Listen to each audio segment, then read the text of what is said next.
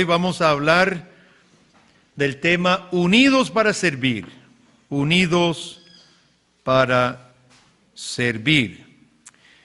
Vamos a leer Efesios 4, del 1 al 16. Dice así la palabra de Dios. Yo pues, preso en el Señor, os ruego que andéis como es digno de la vocación con que fuisteis llamados, con toda humildad y mansedumbre, soportándoos con paciencia los unos a los otros en amor, solícitos en guardar la unidad del Espíritu en el vínculo de la paz. Un cuerpo y un espíritu, como fuisteis también llamados en una misma esperanza de vuestra vocación. Un Señor, una fe, un bautismo, un Dios y Padre de todos, el cual es sobre todos y por todos y en todos. Pero a cada uno de nosotros fue dada la gracia conforme a la medida del don de Cristo. Por lo cual dice, subiendo a lo alto, llevó cautiva la cautividad y dio dones a los hombres. Y eso de que subió, ¿qué es? Sino que también había descendido primero a las partes más bajas de la tierra. El que descendió es el mismo que también subió por encima de todos los cielos para llenarlo todo.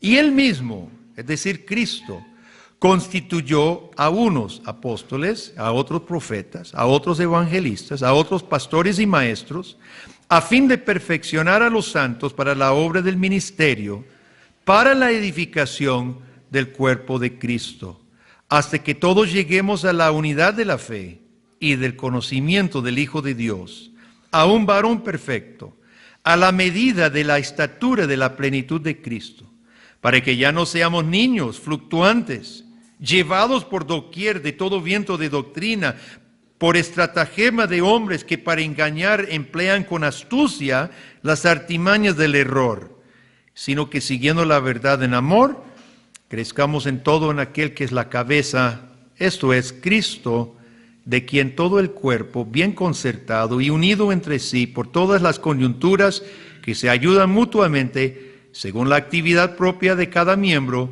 recibe su crecimiento para ir edificándose en amor. Nos vamos a enfocar más que todo en los primeros versículos, pero quería leer todo el pasaje porque realmente es todo un solo pensamiento del apóstol. Os ruego que andéis dignos de vuestra vocación con humildad, mansedumbre, soportándoos con paciencia los unos a los otros en amor. ¿Se ha disgustado usted con otra persona aquí presente en algún momento? Tal vez usted se ha disgustado con el pastor. ¿Se ha disgustado usted con una persona en la misma fila con usted? ¿Se ha disgustado fuertemente con alguien en su casa, en la iglesia, en su familia? Hoy tenemos un texto que nos habla muy claramente acerca de la unidad a que Dios nos llama en su iglesia por ser cuerpo de Cristo, por tener un mismo Salvador, un mismo Espíritu Santo y haber sido bautizados con un mismo bautismo. ¿Sabe, hermanos? El problema de la desunión no solo ofende al Dios y al Espíritu Santo que nos fue dado, sino que impide nuestra misión en el mundo. Impide su misión como familia, porque su familia tiene una misión del Señor, e impide nuestra misión como iglesia. ¿Cuántos de los niños o de los jóvenes recuerdan la historia de Gedeón? Cuando Dios escogió ¿a cuántos? ¿A cuántos escogió Dios para ir con Gedeón? ¿Se acuerda? Solo 300. ¿Y cuántos eran los madianitas? Montón. Y Dios llevó a Gedeón con sus 300 soldados, solo con una jarra de barro y una espada y antorchas, ¿verdad? ¿Se acuerda que pusieron las lámparas dentro de la jarra? Y cuando rompieron las jarras y gritaron, espada de Jehová de Gedeón, ¿qué hicieron los madianitas? Se empezaron a pelear entre sí. Dice que cada uno se echó contra su compañero y se mataron entre sí, y Gedeón pudo vencerlos con solo 300 soldados. Hermanos, cuando los cristianos nos volvemos en contra de nosotros mismos, obviamente es derrota para nuestra misión. Aquí en este pasaje tenemos un mandato de Dios de buscar la unidad, pero no para tener simplemente felicidad personal. Viene la felicidad del contentamiento, pero buscamos la unidad, hermanos, por una meta mucho más sublime y una meta mucho más alta. Y tal vez hemos perdido vista de esa meta. ¿Cómo vamos a buscar esta unidad? Dice Pablo que él ruega a la iglesia que andemos como dignos de la vocación, versículo 1. Versículo 2, ¿cómo? ¿Qué dice el versículo 2? Con toda, ¿qué? Humildad. ¿Y qué más? Y paciencia. Alguien ha dicho que las 3 cualidades más importantes del cristiano, ¿sabe cuáles son? Las 3 cualidades más importantes. Primero, la humildad. En segundo lugar, la humildad. Y en tercer lugar, la humildad. La humildad, hermano. Fuimos llamados a una vocación cuya primera característica, Pablo dice, es la humildad. Ahora, ¿qué es una vocación? Una vocación es un llamamiento. Entonces, cristiano, escuche, la humildad y la paciencia no es simplemente de ahí una virtud bonita. No, hermano, es un llamado de Dios buscar la humildad y la paciencia. Hemos sido llamados por Dios para convivir aquí. Y no solo aquí, sino recuerde que la iglesia es la familia extendida de los cristianos, porque Dios primero llama a nuestros hogares. El hogar es el núcleo del llamado de Dios. Ojalá Dios haya salvado a todos en nuestros hogares. Eso es lo ideal, ¿verdad? Pero nosotros al vivir en el hogar somos llamados ahí primero a mostrar todas estas cualidades y luego en nuestra familia extendida. ¿Sabe qué pasa muchas veces, hermanos? Divorciamos el hogar de la familia de la iglesia. Dividimos la iglesia, vivimos de una manera en la casa y otra manera en la iglesia. Así no puede ser. Lo que vivimos en la iglesia debe ser extensión de lo que vivimos en la casa. Eso se llama familia. ¿Cómo se llaman los cristianos? Hermanos. Y la Biblia lo usa por algo, porque somos la familia extendida. Somos hermanos y estaremos juntos para siempre y para el resto de la eternidad. Así que vayamos acostumbrándonos los unos de los otros, porque usted y yo y a quienes Dios añada aquí, vamos a estar juntos para el resto de la eternidad. Hemos sido llamados, hermanos, a una comunidad de fe, y por más chichoso, por más berrinchoso, por más peleón o peleonero que antes éramos, tenemos un llamado a entrar a la familia de Dios, y un llamado a la humildad, y un llamado a la paciencia. Usted ha sido llamado a practicar la humildad y la paciencia, soportándonos unos a otros en amor. ¿En qué consiste la humildad? ¿En qué se fundamenta la humildad? Porque, hermanos, muchos de nosotros seguimos siendo impacientes los unos con los otros, porque dentro de nuestras familias y porque dentro de la familia tenemos problemas todavía con la paciencia los unos con los otros. ¿Qué es lo que estorba que yo practique la paciencia con usted o en mi casa? ¿Qué es lo que estorba, hermano? Es muy fácil y ya lo sabemos. No hemos vuelto a poner en la pizarra hace tiempo el pecado contra el cual antes orábamos. ¿Cómo se llama el pecado? Delí. ¿Y qué es delí? El individualismo. No hemos vuelto a hablar de jugar yo-yo. Pero eso es lo que estorba. Es lo contrario de la humildad, es lo contrario de la paciencia, el yo, el egoísmo, la arrogancia. ¿En qué consiste la humildad y la paciencia del cristiano? Consiste en una sola cosa. La humildad y la paciencia del cristiano, hermano, solamente se consigue al conocer la gracia de Dios. Mientras usted se esfuerce por ser humilde y paciente, dudo que lo logre.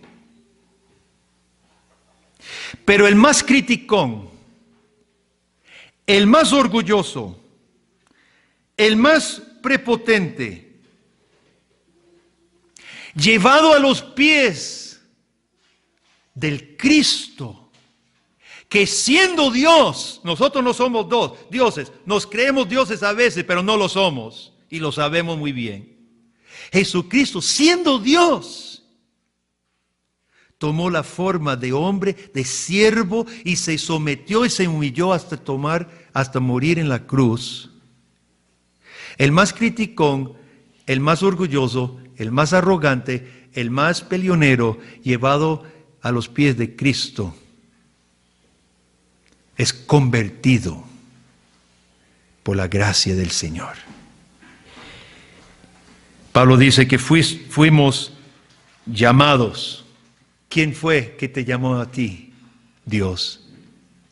Nosotros no nos levantamos, no nos despertamos un día y dijimos, bueno, yo quiero hoy hacerme cristiano. Así no fue. Fue Dios a través de su palabra, a través de muchas circunstancias, pero fue Dios que a usted lo trajo aquí por su gracia y su misericordia. Recordemos eso, hermanos. Dice Pablo que fuimos llamados por Dios. Ahora, en nuestra experiencia pareciera que yo soy el que recibo al Señor, yo soy el que creo, yo soy el que confieso. Sí, usted lo hace, pero ¿motivado por quién? Motivado por el Espíritu de Dios. La fe es un don. La fe no es de nosotros, la fe nos es dada. Pablo lo dice en capítulo 2. Fue Dios que decidió, fue Dios que amó, fue Dios que te salvó. Y nosotros no estamos aquí, hermanos, porque nosotros merecíamos pertenecer a esta gran obra de Dios que se llama la iglesia del Señor. Ninguno de nosotros lo merecíamos. Estamos aquí por pura gracia, estamos aquí por puro amor. No lo olvide. Y entre más reconozcamos esta gran verdad, hermanos, reconoceremos que yo no soy quien juzgue, critique, pongo abajo a otro hermano. Si yo soy salvo por gracia, ¿qué es lo que debe llenar mi corazón? Gratitud. Y la persona, hermano, agradecida con Dios, trate de compartir esa actitud de agradecimiento con otro. Yo me doy cuenta que no soy mejor. En ninguna forma soy mejor de mi hermano o mi hermana. ¿Cómo entonces yo me voy a poner a criticar, a juzgar, a poner abajo a otro a quien Dios también llamó? Fuimos llamados a una vocación juntos. Y nosotros no somos quienes dividir lo que Dios ha unido, ni en el hogar, ni en la iglesia. Dios nos ha llamado. El que nos ha llamado es Dios. Nosotros éramos pecadores infieles y gracias solamente al amor de Dios, Él nos llamó y sigue siendo paciente con nosotros. Muchas veces leemos ese versículo, soportándoos unos a otros en amor. ¿Y qué es lo que decimos? Hacemos los ojos y decimos, de ahí sí, solo así. Y nos hacemos los mártires, ¿verdad? De ahí sí, hay que soportar a esta hermana, a este hermano, a este familiar. Y decimos, sí, solo así soportándonos en amor. ¿Y qué hace Dios con usted?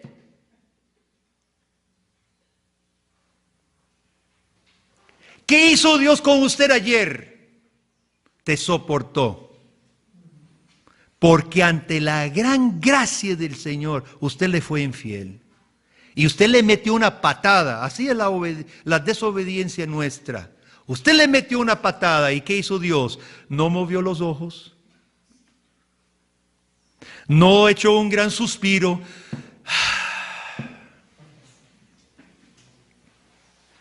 Dios te soportó. Y aún así te dio vida. Usted se fue a acostar en una cama. Te dio el desayuno de hoy. Te está dando la vida en este momento. Y ha sido benigno y misericordioso con usted y conmigo.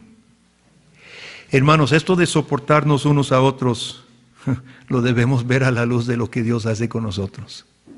Este de soportarnos unos a otros, lo debemos tomar como una gran gracia, un don del Señor. Claro que como yo no puedo soportar y amar con humildad y paciencia cuando Dios a mí me lo ha hecho a un nivel infinito. La base de nuestra humildad y nuestra paciencia es la obra de Dios en hacernos un solo cuerpo en Cristo. Versículos 3 y 4. Solícitos en guardar la unidad del Espíritu en el vínculo de la paz. Un cuerpo, un espíritu, como fuiste también llamados en una misma esperanza de vuestra vocación. Fíjese muy bien, hermano, que esta unidad no es una unidad exigida, sino una unidad natural. Y vamos a explicar esto en un momento. En primer lugar, cuando aquí Pablo habla de un cuerpo, una sola iglesia, un espíritu, no es el uno del paganismo. Debemos aclarar eso. Porque el paganismo hoy en día habla de armonía, de que todo es uno, que el mundo es uno, nosotros somos uno, estamos con Dios en uno solo. Esta no es ese unismo del paganismo. Esta unidad, hermano, recuerde el resto del libro. Recuerde el capítulo 2. Éramos pecadores. Se olvidó lo que dijo Pablo.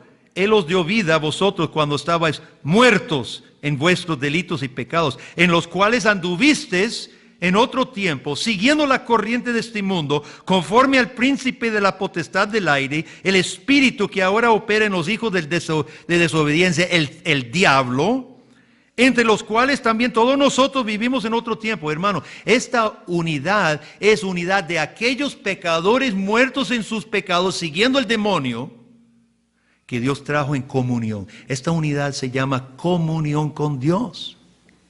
No es la fusión del Creador con la criatura, jamás. Es el Creador llamando y recogiendo a sus criaturas rebeldes, caídos en el pecado y muertos. Esta es la unidad de comunión con Dios. Y esa es una unidad no exigida, no forzada, sino una unidad natural, porque es lo que somos. Es una lástima que nuestro concepto de la iglesia es tan terriblemente distorsionado hoy. ¿Cuántos evangélicos y cuántos cristianos en el mundo piensan, tengo que ir a la iglesia? La Biblia lo pone totalmente en otros términos, hermanos. Somos iglesia. ¿Y por qué eso no lo podemos meter? ¿Sabe por qué? Porque todavía estamos viviendo por obras. El momento que yo comienzo a pensar, ¿tengo qué? ¿Para qué tiene que hacerlo usted? ¿Qué es lo que usted pretende ofrecer a Dios que Dios no tenga? Usted no le puede dar ¿Usted cree que con presentarse en la iglesia Dios se está poniendo contento y usted va a ganar el cielo? Así no es. Usted fue alcanzado por un Dios de amor y traído aquí. La pregunta es, ¿por qué no quiere estar?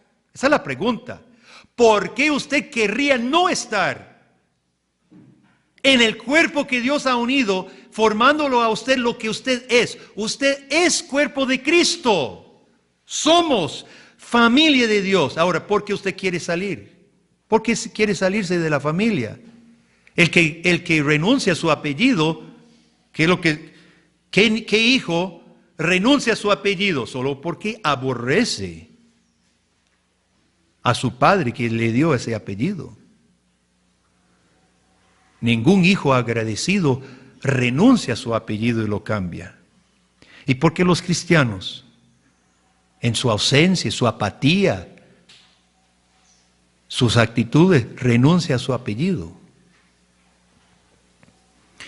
Un hombre que está trabajando con un machete, digamos que usted está cortando el zacate, usted no corta con una mano y con una estaca estorba el machete con la otra mano. Eso no es posible. Solo un loco o la mujer que está lavando los trastes, con una mano lava trastes y con la otra mano echa tierra. Hermanos, somos un solo cuerpo. Hemos sido traídos juntos para trabajar juntos. Somos unidos. Y hemos de seguir unidos trabajando juntos porque somos unos en Cristo. Quiero decir a todos los que están escuchando este mensaje, que si usted no siente que es natural formar parte del cuerpo de Jesucristo, tal vez usted ha estado viendo o pensando en el cristianismo y en la iglesia como otra cosa, como un compartimento de su vida. Usted tiene su vida en el hogar, usted es mamá, papá, qué sé yo, joven, esposo, esposa, usted tiene trabajo, usted tiene su recreación y el domingo está en la iglesia. Tal vez usted ha estado viendo la religión de esa forma, como un compartimento más de la vida. Pero Pablo nos está diciendo que el que ha creído en Cristo ha sido tomado por el Señor y hecho su cuerpo. Y si su concepto de la iglesia, si usted no siente que es natural formar parte de su iglesia, si usted no siente que yo tengo que estar aquí porque esto es lo que soy, pido por favor que analice esta palabra, que se arrepiente de su autonomía. Eso es lo que necesita hacer. Arrepentirse de su autonomía y buscar la gracia del Señor. El privilegio de ser parte de su familia, que es su iglesia.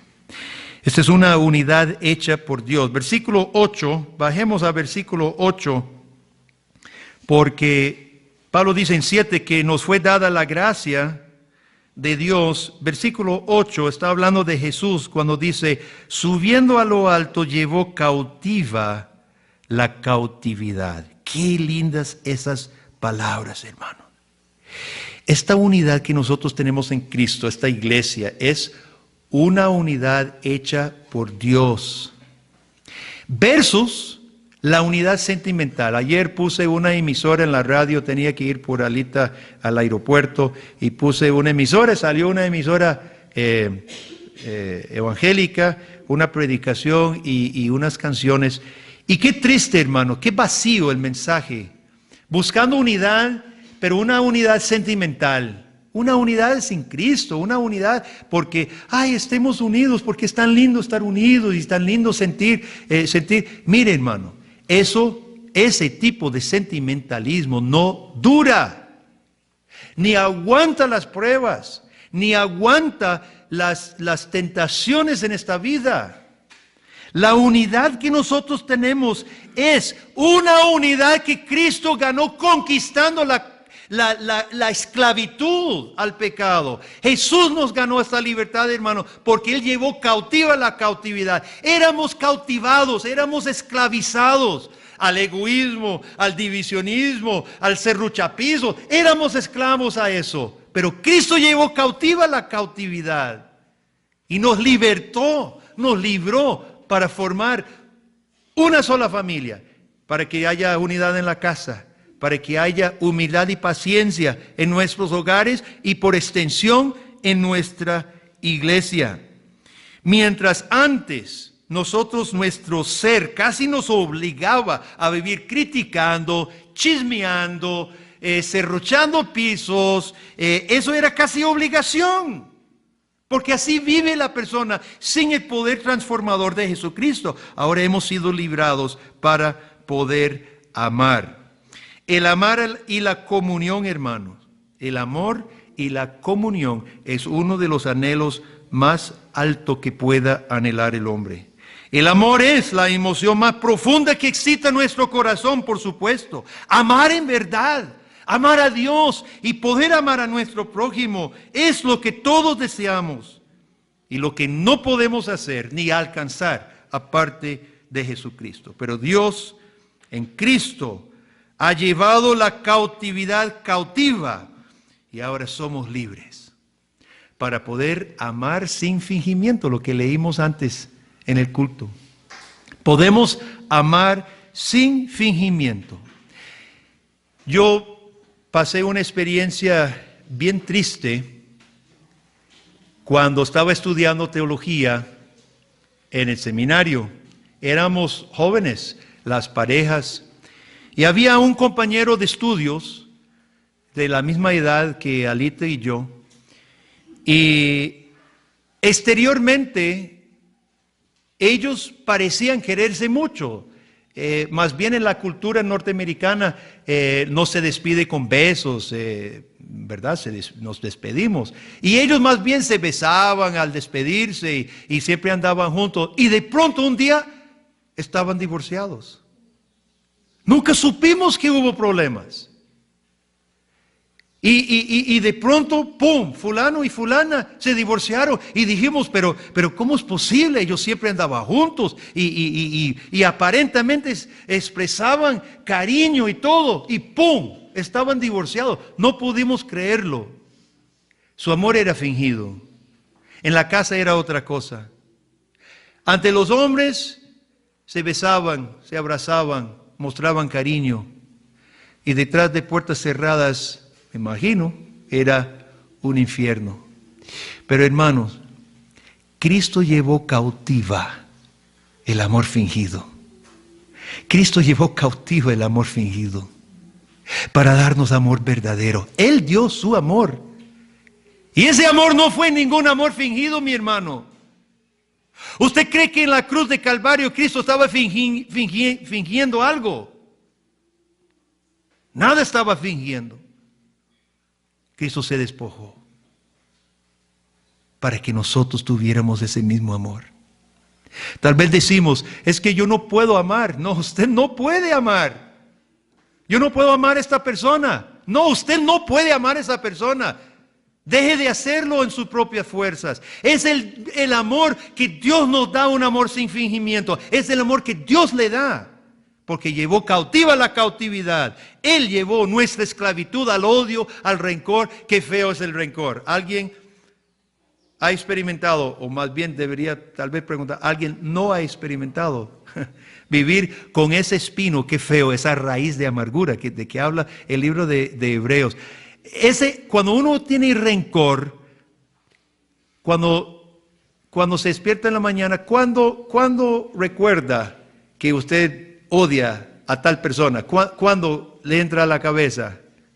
Como por ahí a las 5 de la tarde o apenas levantándose. Generalmente es todo el día y todo el tiempo. Está el espino, está la raíz de amargura. Qué feo es vivir así.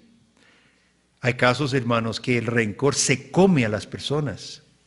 Odian tanto que los distorsiona su personalidad. En casos graves los lleva a suicidio o a matarse a sí mismo o a matar a otro. Qué lindo es. Y yo sé que todo cristiano ha sido librado milagrosamente del rencor y del odio. Ahora, a veces volvemos a echar mano de lo que Dios nos libró. Eso es una decisión nuestra. Podemos pecar y podemos tratar de meter en el corazón otra vez rencor. Podemos tratar de meter otra vez odio. Pero usted fue librado porque Jesucristo llevó cautiva la cautividad. Y qué maravilla es haber sido librado una vez por todas de rencores, resentimientos, odios y poder amar sin fingimiento aún al no amable. Porque usted fue un no amable para Dios y Dios le amó. Yo fui un no amable, enemigo era yo de Dios y me amó. ¿Cómo no me va a dar ese mismo amor? Hemos sido unidos porque participamos de una sola salvación. ¿Cuántas veces menciona Dios, Pablo aquí? Una fe, un bautismo. ¿Cuántas veces? ¿Lo contaron? 7 veces. No sé si Pablo estaba pensando en el número 7 de perfección, pero él dice un espíritu, un cuerpo, también una misma esperanza, un Señor, una fe, un bautismo. No tenemos tiempo de ver todos, hermanos. Cada uno sería un sermón en sí. Veamos 4 nada más. Un solo espíritu. ¿Sabe que el mismo espíritu que recibió usted, lo recibimos todos? Y debemos ver, hermanos, la división entre hermanos. Hablemos del hogar. La división entre familiares cristianos es atentar contra quién. Contra el mismo Espíritu Santo que está en tu hermano o tu hermana. Recuerde, dice Pablo también, una misma esperanza. Recuerde lo que Pedro dice en 1 de Pedro capítulo 3. Que los hombres no deben ser ásperos con sus mujeres, sino tratarlas como ¿quiénes? Como coherederas de la misma gracia de Dios, de la misma esperanza de Dios. Tu esposa, tu esposo, tu hermano, tu hermana en la fe no tiene otra esperanza, no tiene otro Espíritu Santo, no tiene otra gracia del Señor. Compartimos todos un mismo espíritu. Y fomentar las divisiones y no buscar la armonía y la unidad es atentar contra el Espíritu Santo.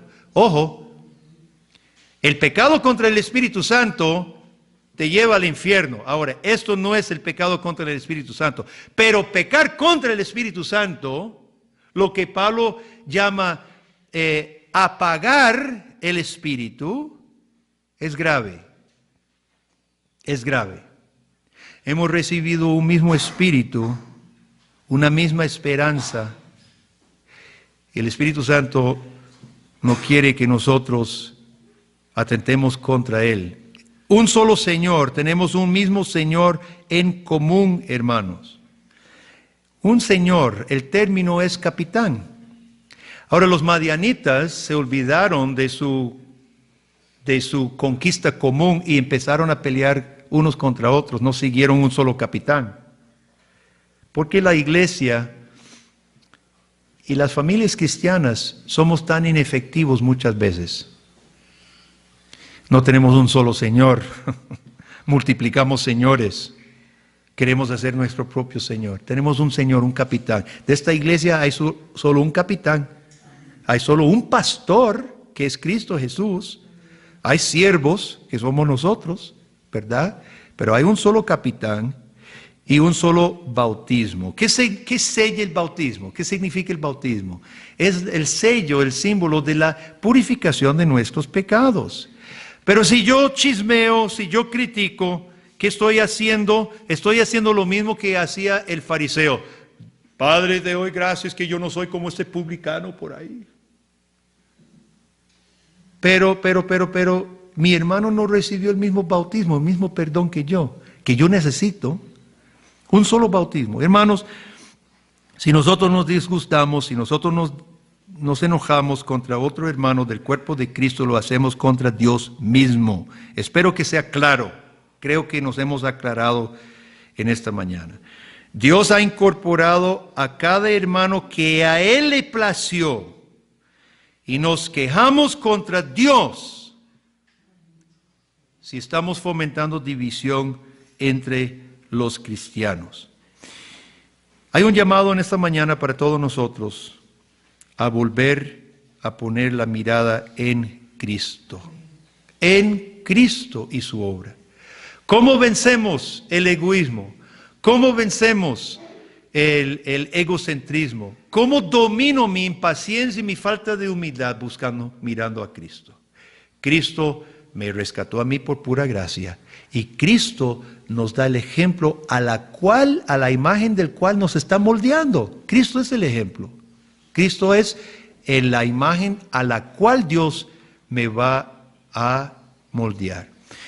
Quería hablar del propósito, pero vamos a dejarlo para el próximo domingo, Dios primero, porque es uno solo, ¿verdad? Estamos unidos con un propósito. Eso lo vamos a retomar entonces el próximo domingo.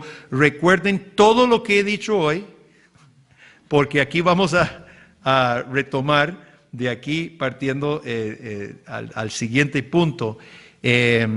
Pero hermanos, recibamos la libertad de Cristo, solo Cristo, quien llevó cautiva la cautividad, para que nosotros con humildad y paciencia estuviéramos unidos. Personas posiblemente que no hubiéramos estado unidos, no los hubiéramos buscado si no fuera por Dios. Dios nos ha unido. Dios ha unido esta iglesia. Dios nos ha unido en familias. Ha sido la voluntad de Dios y el llamado de Dios. Seamos agradecidos, hermanos. Seamos agradecidos. Agradezcamos al Dios cumpliendo lo que Él dice, buscando con humildad y paciencia el amor sin fingimiento. Amén. Oremos. Padre, gracias te damos por estas palabras profundas y simples, oh Dios.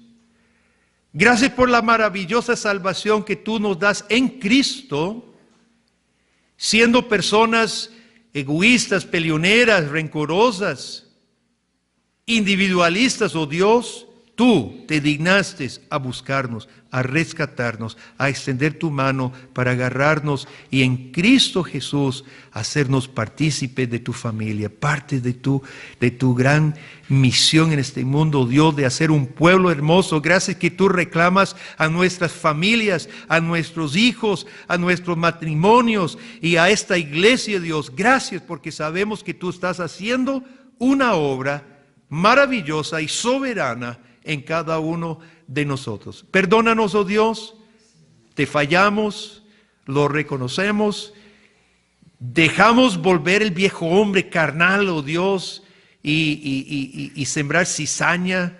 Padre, perdónanos por causa de Cristo. Y solo podemos pedir que tú, por tu misericordia y por el poder de tu Espíritu, el Espíritu de Cristo, puedas infundir en nuestro corazón, asegurándonos que llevaste cautiva la cautividad. Tú te llevaste del poder del pecado y nos has librado para vivir vidas dignas de la vocación a la cual nos llamaste. En el nombre de Cristo, amén.